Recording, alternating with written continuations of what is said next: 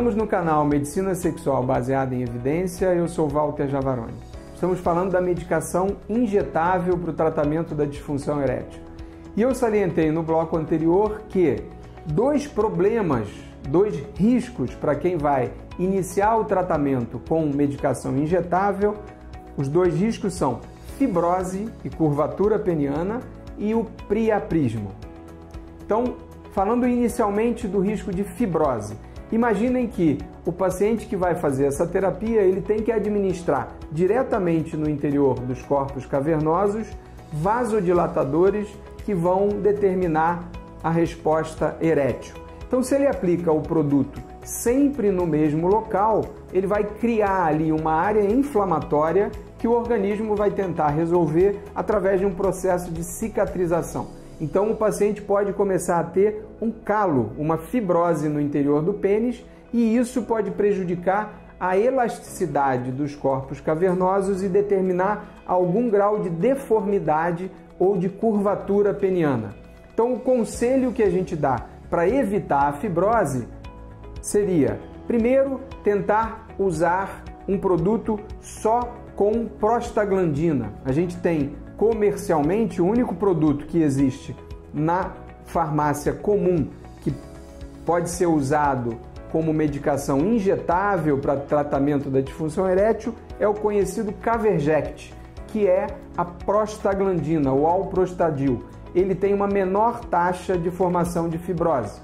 Quando a gente não tem resposta com a monoterapia, com a prostaglandina, a gente pode precisar associar outros vasodilatadores nessa formulação e aí, como eu expliquei anteriormente, a gente solicita que a farmácia de manipulação de injetável prepare o produto, aí a gente pode associar a papaverina e a fentolamina.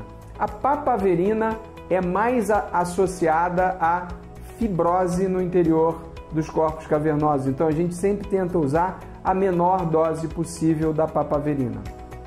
E o segundo conselho para evitar a fibrose é sempre alternar o lado em que a medicação vai ser aplicada, não aplicar sempre no mesmo local. Então, uma semana aplicou num lado, no corpo cavernoso, por exemplo, do lado direito, na outra semana vai aplicar do lado esquerdo e em diferentes regiões da haste peniana. E para evitar o priapismo, primeira coisa importante, saber o que é. Priapismo é uma ereção que se prolonga por longo tempo, 3, 4, 5 horas, e ela é acompanhada de dor. Por que o pênis dói? Quando ele fica muito tempo na sua rigidez máxima, ou seja, quando a ereção dura muito tempo. Porque os tecidos vão sofrer isquemia, falta de oxigênio. O pênis, quando ele está no seu máximo de rigidez, o sangue está aprisionado ali dentro, mas não está circulando, nutrindo os diferentes tecidos que formam o pênis. Então, se a ereção se prolonga muito tempo, o tecido começa a sofrer isquemia e a isquemia provoca dor. Então, uma ereção longa e dolorosa rotula como priapismo e ele precisa ser tratado. É uma urgência médica. O paciente que está fazendo um tratamento de injeção de vasodilatadores no pênis precisa estar muito bem orientado do que ele deve fazer caso a ereção comece a se prolongar. Então ele deve, primeiro de tudo, interromper a excitação sexual, depois se alimentar, depois correr, andar, fazer alguma coisa para desviar o sangue do pênis para outros territórios. Se isso não der certo, tomar um banho gelado. Se isso não der certo, existem medicamentos que ele pode tomar. Então existe remédio que possui a efedrina, que é uma substância que contrai as artérias lá da região genital e pode interromper a ereção. Então, se nem esse tipo de medicamento pode resolver o problema, ou se o paciente tem uma contraindicação para tomar medicamentos com a efedrina, ele deve buscar uma emergência médica ou ligar para o médico, isso seria o ideal, que indicou o tratamento injetável. É aí então administrado na emergência ou pelo médico que indicou a terapia injetável, é administrado um antídoto, um medicamento que ao invés de produzir a vasodilatação, vai produzir a vasoconstrição. E aí o priapismo é interrompido.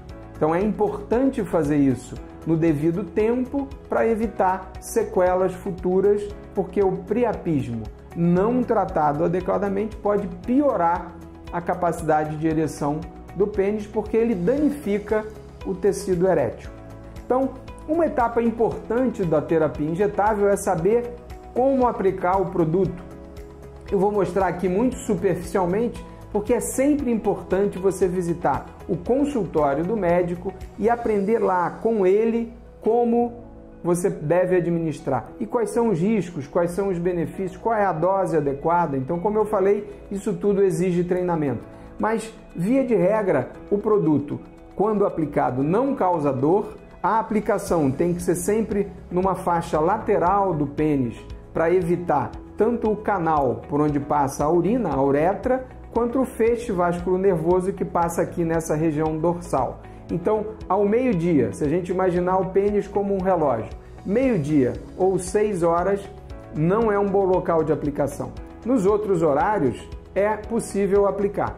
A gente evita aplicar muito na ponta do pênis, porque aí incomoda um pouquinho mais. Então a gente traz a aplicação mais para a raiz do pênis, para a parte do pênis mais próxima do abdômen. Então aplica ou desse lado entre 1 e 2 horas, lembrando do relógio, ou do outro lado entre 10 e 11 horas.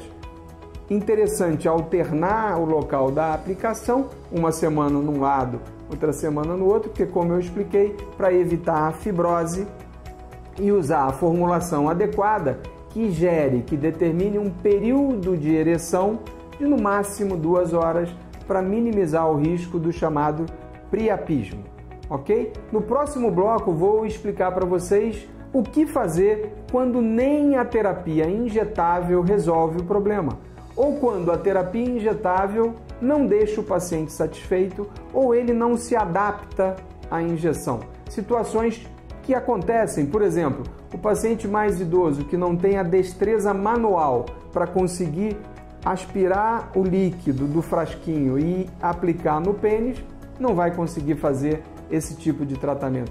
Ou o paciente que tem alguma deficiência visual, que não vai enxergar direitinho o local da aplicação, ou aqueles que precisam tomar anticoagulantes ou aspirina, esses pacientes não podem fazer esse tratamento porque na aplicação vão ter um sítio de sangramento e com isso podem trazer problemas em relação a hematoma e outras alterações. Então, o que fazer quando a terapia injetável não funciona? Vejam no próximo bloco.